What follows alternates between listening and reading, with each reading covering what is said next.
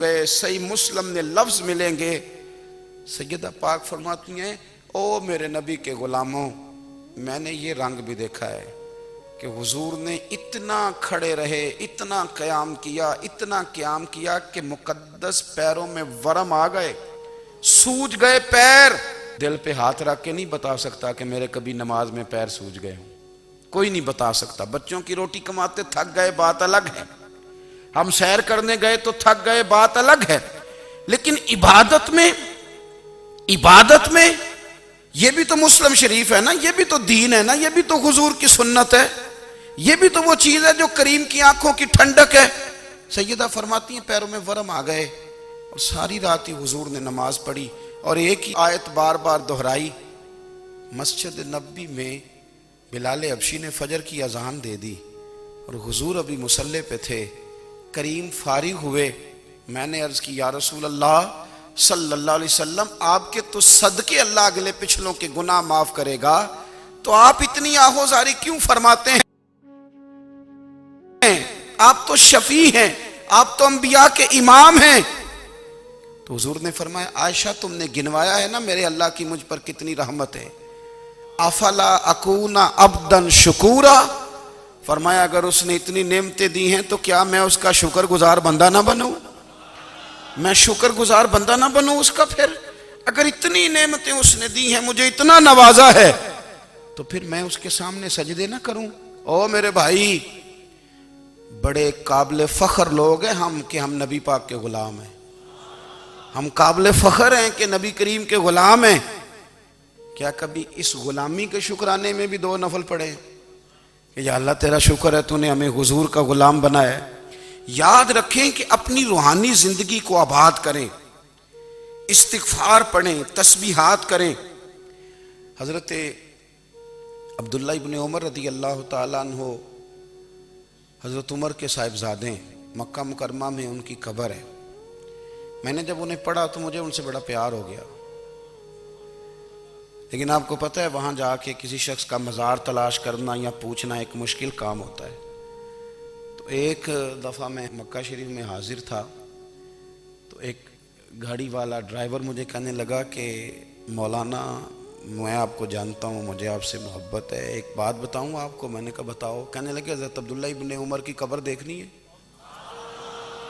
میں نے کہا یہ تو نہیں کہہ رہا، یہ کسی نے بندوبست کرایا ہے، یہ اللہ نے تیرے دل میں بات ڈالی ہے، یہ ہو گیا تو لے چل مجھے۔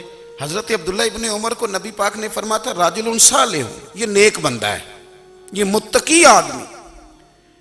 حضرت عبداللہ ابن عمر رضی اللہ تعالیٰ عنہ سیدنا فاروق اعظم رضی اللہ تعالیٰ عنہ کے صاحبزادے ہیں، اور ان کی ہمشیرہ سیدہ حفصہ رضی اللہ تعالیٰ عنہ حضور کی زوجہ محترمہ۔ ایک دن اپنی ہمشیرہ سے کہنے لگے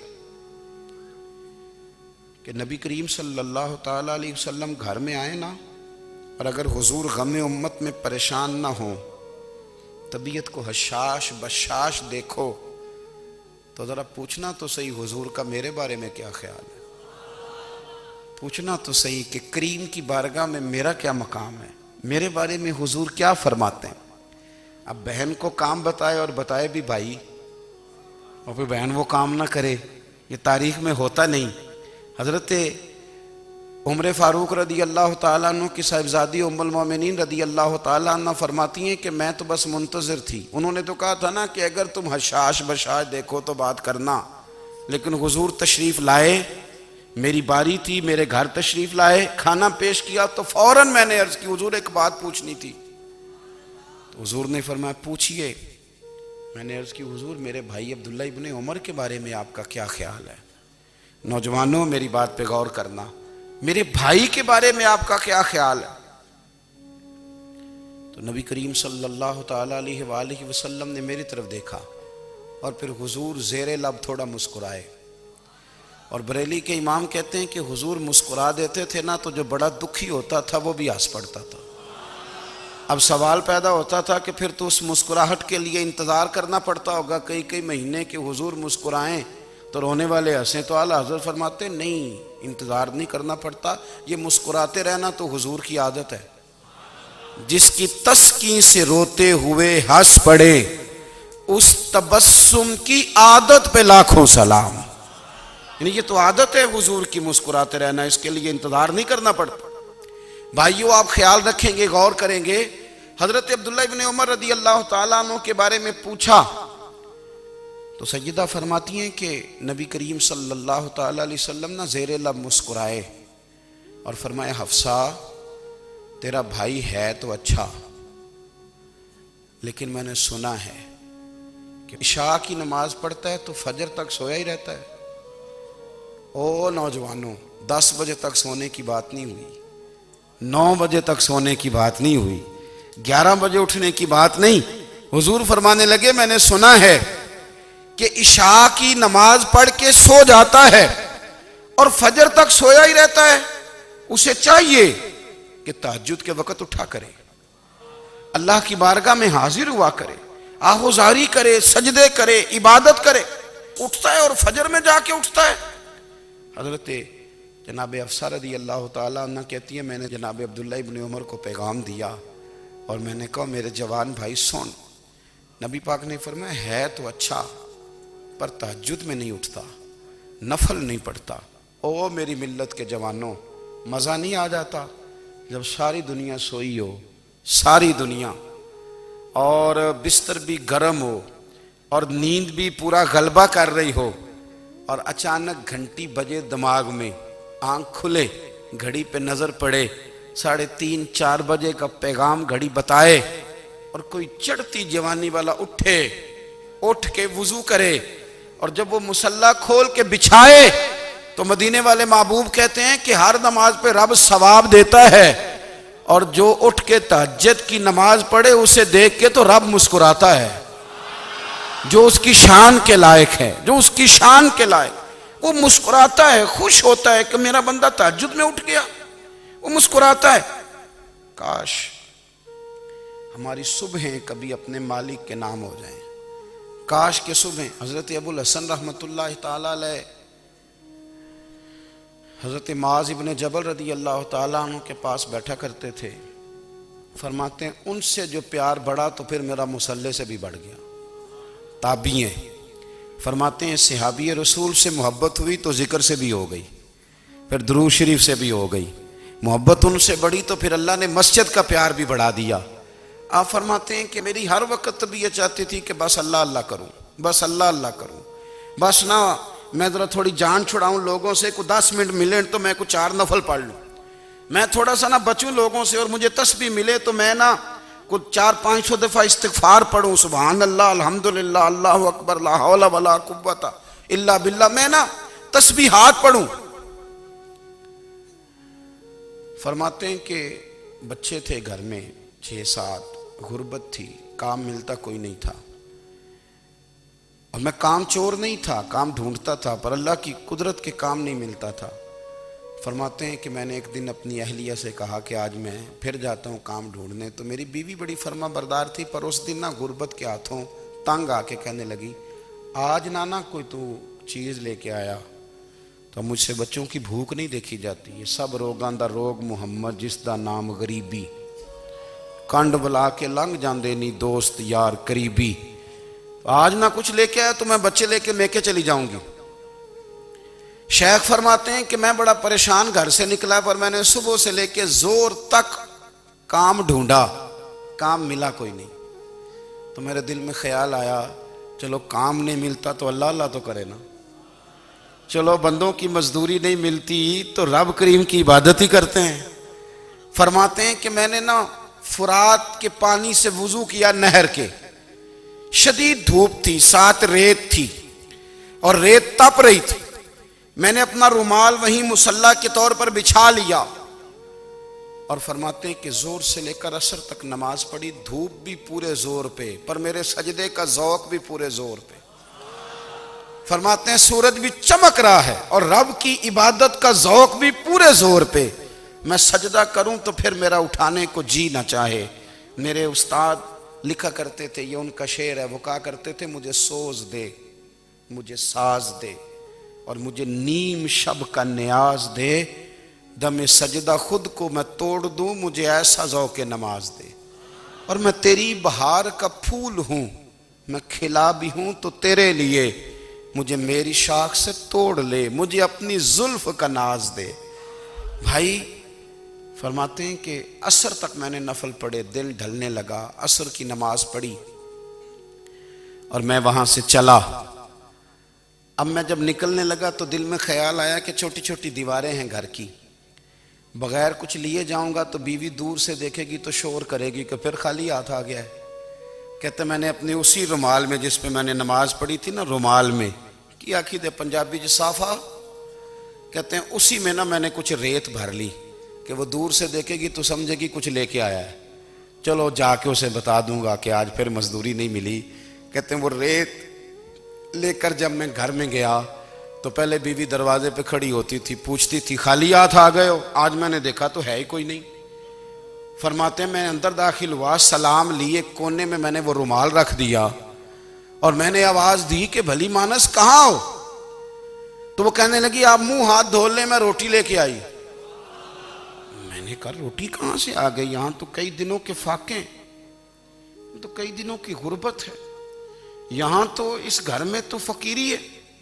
فرماتے ہیں کہ وہ روٹی لے کے آئی اور اس وقت کی جو موجودہ نعمتیں تھیں، سمجھ لیں سلاد، اچار، ہر چیز ساتھ لائی۔ میں نے کہا کہ بچے کہاں گئے؟ کہنے لگی وہ کھانا کھا کے کھیلنے گئے، آپ کھانا کھا لیں آ جاتے ہیں۔ کھانا اس نے چن دیا۔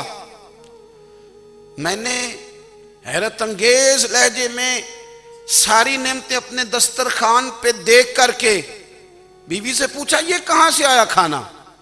بچوں کو تو نے کہاں سے کھانا کھلایا؟ یہ سارا کچھ کیسا ہے؟ تو کہنے لگی پتہ نہیں آج آپ کس کریم کی مزدوری کرنے چلے گئے تھے، پتہ نہیں کس کریم کی، میرے گھر میں تو اتنی نعمتیں آئی ہیں کہ مجھ سے سنبھالی نہیں جا رہی، اتنا اناج ہے، اتنا گندم ہے، کس کریم کے دروازے آج چلے گئے تھے؟ یہ کہتے کہتے وہ اٹھی اور اٹھ کر کے کہنے لگی پہلے ہی بڑا کچھ آیا تھا، اب کیا لے آئے ہو؟ اور جا کر کے نا اس نے وہ ریت والا رومال کھولا، کہنے لگے میں تو لے کے آیا تھا ریت، تو میرے رب نے اسے بھی سونے اور ہیرے بنا دیا تھا۔ جب آپ کی توجہ اللہ کی جانب، میرے نبی پاک صلی اللہ تعالی علیہ وسلم نے فرمایا ہر چیز اپنے رب سے مانگ، ہر چیز مانگ، ہر چیز مانگ۔ یا رسول اللہ کیا کچھ؟ میرے محبوب نے فرمایا تیرے گھر میں نمک بھی ختم ہو جائے تو وہ بھی اپنے رب سے مانگا کر، تو مانگنا وہ تجھے دے گا، تو اس کی بارگاہ میں کشکول طلب دراز تو کرنا۔ اور ترمذی شریف میں عجیب لفظ ہیں، رسول کائنات نے فرمایا، رب کریم فرماتا ہے جب میرا بندہ ہاتھ اٹھاتا ہے نا تو مجھے حیا آتی ہے کہ میں خالی کیسے لوٹا دوں اس کے، اتنے بڑے بادشاہ کی بارگاہ میں۔ او بھائی لوگوں سے عزتیں تلاش کرتے ہو تو وہ کیا تمہیں عزت دیں گے؟ وہ تو کل اچھا کہتے ہیں پرسوں برا کہنے لگ جاتے ہیں۔ لوگوں کے سامنے گڈ بک میں آنا چاہو گے تو وہ تو سویرے تمہارے بارے میں کچھ کہیں گے، شام کچھ اور کہیں گے۔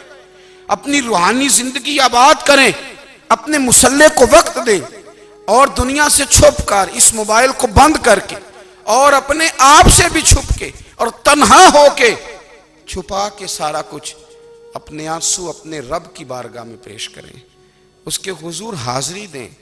سنو نا ترمذی کی حدیث اور اسے یاد رکھنا، نبی پاک علیہ السلام نے فرمایا اپنے دکھ لوگوں کے سامنے نہ بیان کرنا، سیٹھوں نوابوں کو نہ بتاتے پھرنا، دنیا داروں کے سامنے جا کے نہ رونا کہ میں تکلیف میں ہوں۔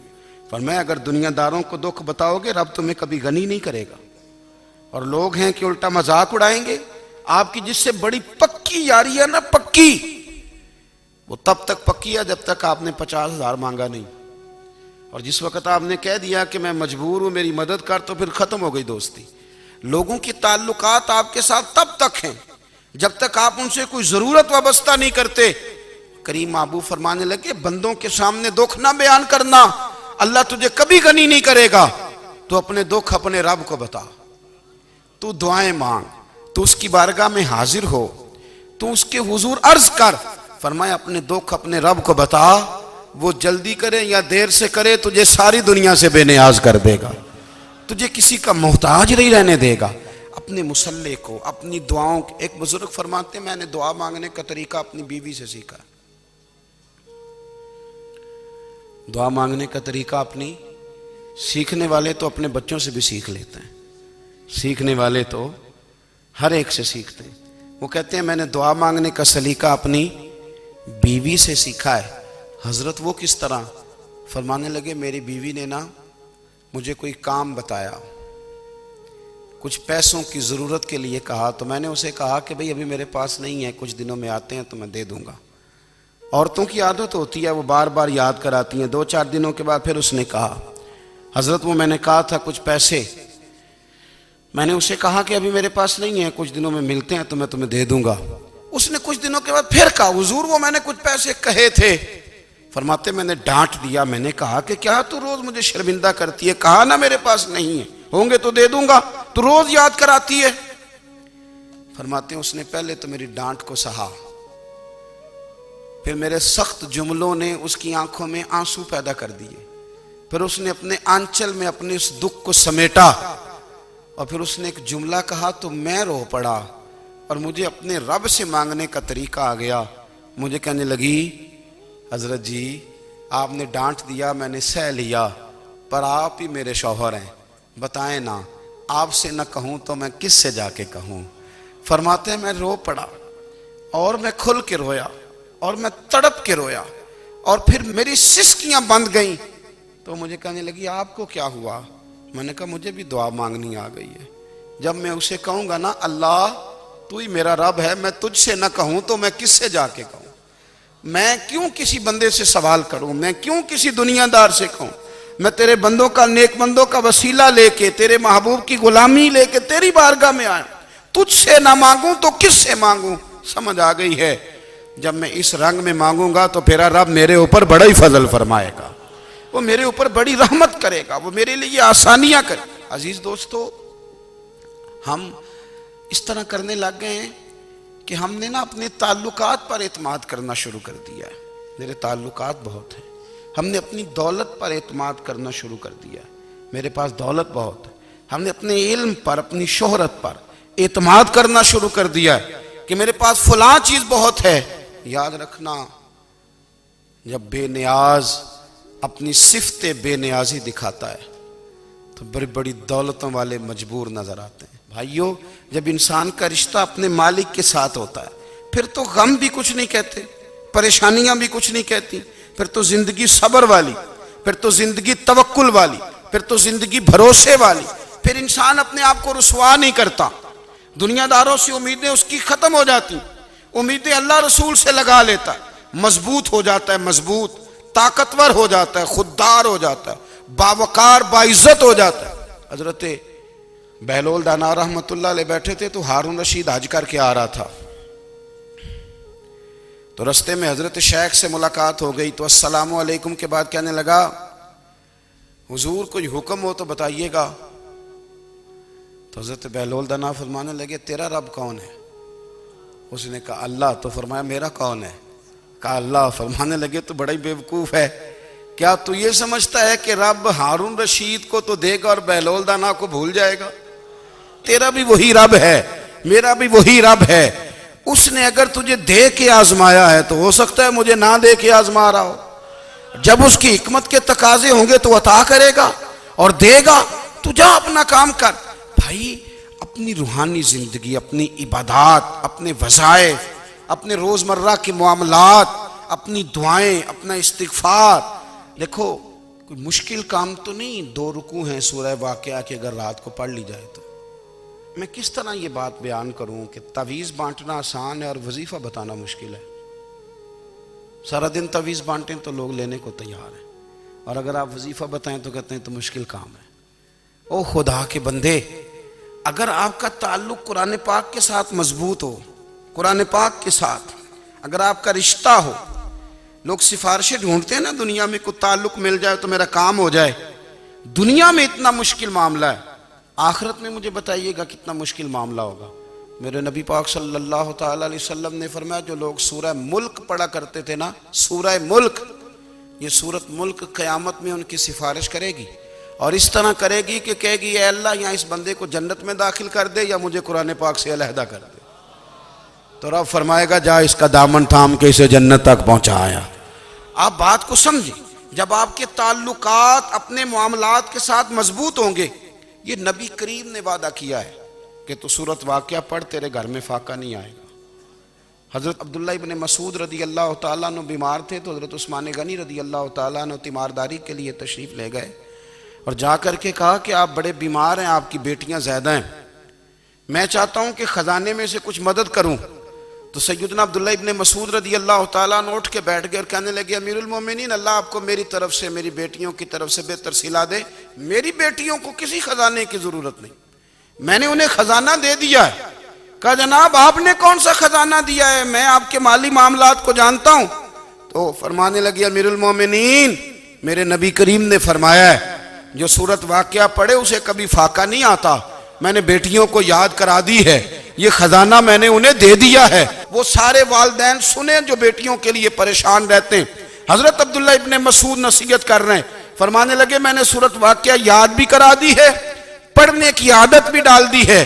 حضور نے فرمایا ہے جو سورت واقعہ پڑھے اسے فاقہ نہیں آتا۔ کہنے لگے چاند تو اپنی جگہ چھوڑ سکتا ہے، سورج گر سکتا ہے، تارے ٹوٹ سکتے ہیں، پر مدینے والے رسول کی بات غلط نہیں ہو سکتی۔ حضور نے فرمایا فاقہ نہیں آئے گا تو انشاءاللہ کبھی بھی نہیں آئے گا۔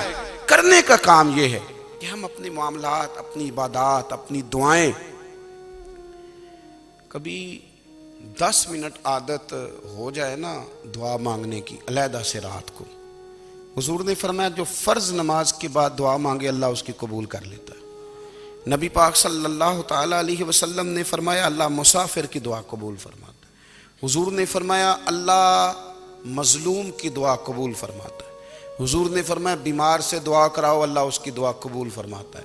میرے نبی پاک نے فرمایا ماں باپ جب بھی اولاد کے لیے ہاتھ اٹھائیں، ویسے تے بلے شاہ تو آسمانی اڈدیاں ہی پھڑ دیں، جڑا گھر بیٹھا انہوں بڑھیا ہی نہیں۔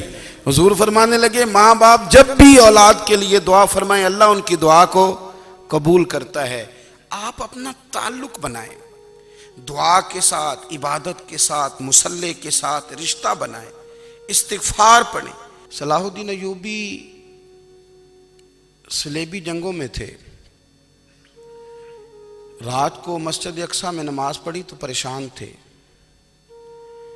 ایک بزرگ سے ملاقات ہوئی تو وہ کہنے لگے کہ آپ بڑے پریشان ہیں۔ کہنے لگے حضور پریشان اس لیے ہوں کہ پہلے ہی مسلمان کمزور ہے، اب میں نے سنا ہے دشمن کا ایک بحری بیڑا وہ جنگی سامان سے بھرا ہوا آ رہا ہے، تو اب ان کے پاس اور تلواریں اور نیزے آ جائیں گے، مسلمانوں کے پاس پہلے ہی وسائل کی کمی ہے، پریشان ہو کس طرح کر کے مقابلہ کریں گے۔ یہ بات کہتے ہی صلاح الدین ایوبی نے بزرگوں سے کہا حضور آپ بھی دعا کرنا، دعا کی بڑی طاقت ہے۔ میرے نبی پاک نے فرمایا دعا مومن کا ہتھیار ہے، دعا مومن کا، دعا مومن کا۔ حضور نے فرمایا تقدیر کو سوائے دعا کے کوئی چیز نہیں بدل سکتی، دعا مومن کا ہتھیار ہے، یہ کافر کے پاس کوئی نہیں، یہ ہتھیار ہے مومن کا۔ اللہ کرے آپ کو سمجھ آئے، پھر سنیں کئی بار کہہ چکا ہوں یہ ہتھیار ہے۔ کافر کے مقابلے میں جو تیرے پاس سب سے بڑا ہتھیار ہے وہ دعا ہے۔ دعائیں کرانی چھوڑ دی، کرنی چھوڑ دی، لینی چھوڑ دی۔ حضرت سیدنا انس بن مالک رضی اللہ تعالیٰ عنہ فرمایا کرتے تھے میں نے وہ رنگ دیکھا ہے جب حضور دعا مانگتے تھے اور حضور کی مقدس آنکھوں میں آنسو بھی ساتھ ہی بہا کرتے تھے، میں نے وہ انداز دیکھا۔ تو صلاح الدین ایوبی بزرگ سے کہنے لگے آپ بھی دعا کیجیے، اور خود رونے لگے اور سر سجدے میں رکھ کے رونے لگے، اور عشاء سے لے کر فجر تک روئے، خوب روئے۔ صبح وہ بزرگ آئے تو صلاح الدین ایوبی کا خوبصورت اور ہنستا ہوا چہرہ دیکھا، کہنے لگے آپ بڑے خوش ہیں، رات تو میں نے بڑے روتے ہوئے دیکھا تھا۔ تو کہنے لگے حضور وہ جو بحری بیڑا آ رہا تھا نا وہ پانی میں ڈوب گیا ہے، اب وہ نہیں آ رہا، ابھی خبر آئی ہے تو میں بڑا خوش ہوں۔ بزرگ کہنے لگے اٹھ سینے سے لگ اور سن ایک بات، وہ بحری بیڑا پانی میں نہیں ڈوبا، وہ تیرے آنسوؤں میں ڈوب گیا ہے۔ وہ جو تو رات رویا ہے نا رب کریم کی بارگاہ میں تو وہ ڈوب گیا ہے۔ بھائی اپنا مصلی کا، عبادت کا، وظائف کا، اللہ اللہ کا سلسلہ اس کو مضبوط کرے، اپنی دعاؤں کے تعلق کو مضبوط کرے۔ دعائیں بڑے انقلاب برپا کر دیتی ہیں۔ ہم تھوڑے تھوڑے نا جب سے خشک ہوئے ہیں نا، خشک، اور میری تو جماعت ہی صوفیاء کی جماعت تھی، ہم تو داتا علی اجمیری کی جماعت سے، ہم تو خواجہ اجمیری کی جماعت سے، ہم تو شیخ احمد فاروق سرہندی کی جماعت سے، ہم تو صوفیاء کی جماعت. ہماری جماعت نے بھی وہ تعلق جو ہمارے بزرگوں نے بنایا تھا. بزرگ اللہ کے قریب کیسے جاتا ہے؟ تو ہمارے یہاں نا بہت سارے لوگ کہتے ہیں جی نظر ہو گئی تو کام ہو گیا. بھائی جو بخاری مسلم میں طریقہ ہے نا اللہ کا قرب پانے کا، وہ تو نفل ہے. نبی کریم علیہ السلام نے فرمایا بندہ نفلوں کے ذریعے رب کے قریب جاتا ہے، اور اتنا قریب جاتا ہے کہ پھر اللہ اس کی زبان بن جاتا ہے، اللہ اس کی آنکھیں بن جاتا ہے، کان بن جاتا ہے، ہاتھ اور پیر بن جاتا ہے. تو یہ تو عبادت ہے، یہ تو اللہ کی بارگاہ کی حاضری ہے جو آپ کو اللہ کے قریب کرے گی. تو اپنے نماز کو اہمیت دے کے ادا کریں، نمازیں موبائل بند کر کے ادا کریں. لیکن نا کچھ لوگ کہتے ہیں مجھے ٹائم نہیں ملتا نماز کا، تو میں کہتا ہوں یہ آپ نے بڑی جرت کی بات کی ہے. مجھے کو میرا پیر بھائی کہا جائے نا میرے پاس ٹائم نہیں آپ کو ملنے کا، تو میں کہتا ہوں آج کے بعد آنا ہی نہ. تو کیا سمجھتا ہے تو بہت بڑا آدمی ہے، تیرے پاس ٹائم نہیں ہے اور ہمیں ملنے کا ٹائم، موج کر. تو آپ نے اللہ رسول کو کہہ دیا ٹائم نہیں. اور عجیب فلسفہ ہے نا، کہا جائے نماز پڑھنے آؤ تو کہتے ہیں کپڑے ٹھیک نہیں، اور کہا جائے کہ آؤ ذرا دعوت پہ چلیں تو کہتے ہیں 1 منٹ ٹھہر میں کپڑے بدل کے آیا. نماز کے لیے کہا تو کہتا ٹھیک نہیں، دعوت کے لیے کہا تو کہتا میں ذرا تیاری کر لوں، یوں جانا مناسب نہیں. یہ معاملہ ٹھیک نہیں. رب تو فرماتا ہے کہ جب تو مسجد میں آ تو زینت اختیار کر کے آ، خوب ذوق سے دعا مانگیں، خوب شوق سے نماز پڑھیں، خوب استغفار کا مزاج بنائیں. آپ لوگوں کے بیچ رہ کے سوکھ حاصل کرنا چاہتے ہیں، لیکن آپ کو پتہ ہے کئی مہینے غار حرا میں رہنا بھی مدینے والے محبوب کا طریقہ ہے. ہر سال اعتکاف بیٹھنا الگ سے، یہ بھی حضور کا طریقہ ہے. مسجد نبوی کے اندر دروازہ کھلتا تھا نبی کریم کا، پر گھر کے اندر نفل پڑھے نبی پاک. اور حضور فرماتے ہیں کچھ نفل نماز گھر میں بھی پڑھا کرو، گھر کو قبرستان نہ بناؤ. ہمارا گھر اللہ کے ذکر سے آباد ہوگا. اگر ہم نماز پڑھیں گے نا، میں جب سنت پڑھنے کے لیے گھر میں کھڑا ہوتا ہوں تو میرا جو 2.5-3 سال کا بیٹا ہے نا، وہ بھی میرے ساتھ نماز پڑھنی شروع کر دے. اسے پتہ کوئی نہیں نماز کیا ہوتی ہے، لیکن وہ بھی نا سجدہ نہ بھی کرنا ہے تو ساتھ لیٹ ضرور جاتا ہے. پتہ چلا بچے لیکچر دینے سے نماز نہیں پڑھتے، نماز شروع کر دیں تو بچے بھی شروع کر دیتے ہیں. ہم جب پریشان ہوتے ہیں تو لیکچر دیتے ہیں، تو لیکچر تو باہر شاید چل جائے، گھر میں کیسے چلے گا؟ گھر میں تو عمل چلے گا. تو میرے عزیز، آج کے اس روحانی اجتماع میں ہمارے دوستوں نے جو محنت کی، ہم نے بار بار اپنی نیت سے پوچھا خدا ہمیں معاف کرے اگر کوئی ذاتی شہرت ہے، کوئی ہمارے ذاتی مفادات ہیں، رب ہمیں ہدایت دے.